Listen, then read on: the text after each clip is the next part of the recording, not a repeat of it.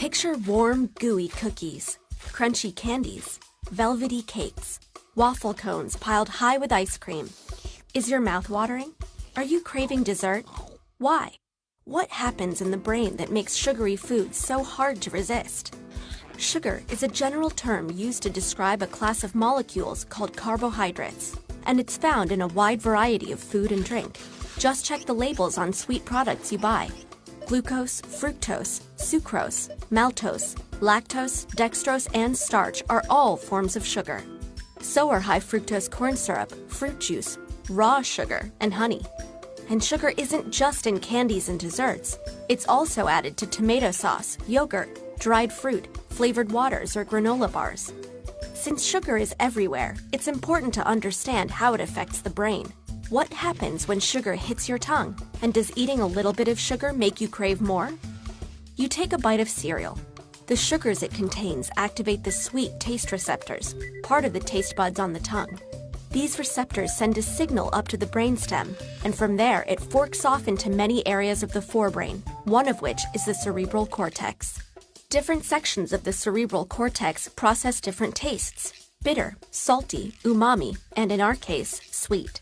From here, the signal activates the brain's reward system. This reward system is a series of electrical and chemical pathways across several different regions of the brain.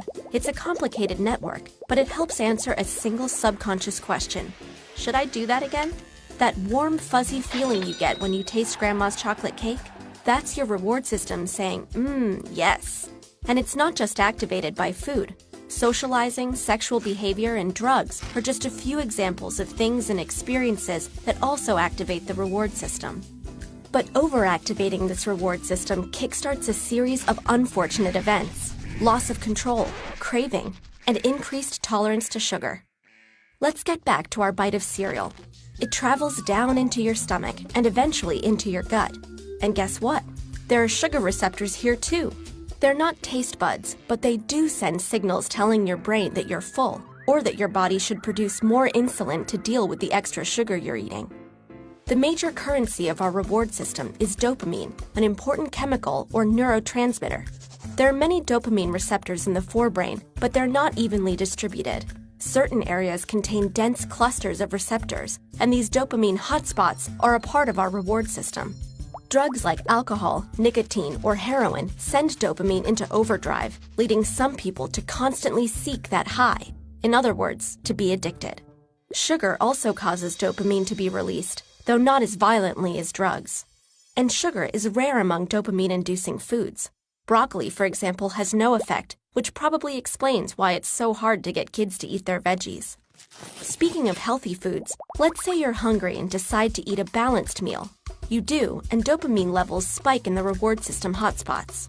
But if you eat that same dish many days in a row, dopamine levels will spike less and less, eventually leveling out.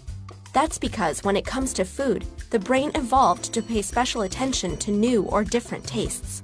Why? 2 reasons. First, to detect food that's gone bad. And second, because the more variety we have in our diet, the more likely we are to get all the nutrients we need. To keep that variety up, we need to be able to recognize a new food, and more importantly, we need to want to keep eating new foods. And that's why the dopamine levels off when a food becomes boring. Now back to that meal. What happens if in place of the healthy, balanced dish, you eat sugar-rich food instead? If you rarely eat sugar, or don't eat much at a time, the effect is similar to that of the balanced meal. But if you eat too much, the dopamine response does not level out. In other words, eating lots of sugar will continue to feel rewarding. In this way, sugar behaves a little bit like a drug. It's one reason people seem to be hooked on sugary foods. So think back to all those different kinds of sugar.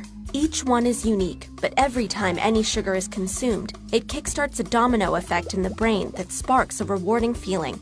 Too much too often, and things can go into overdrive. So yes, overconsumption of sugar can have addictive effects on the brain. But a wedge of cake once in a while won't hurt you.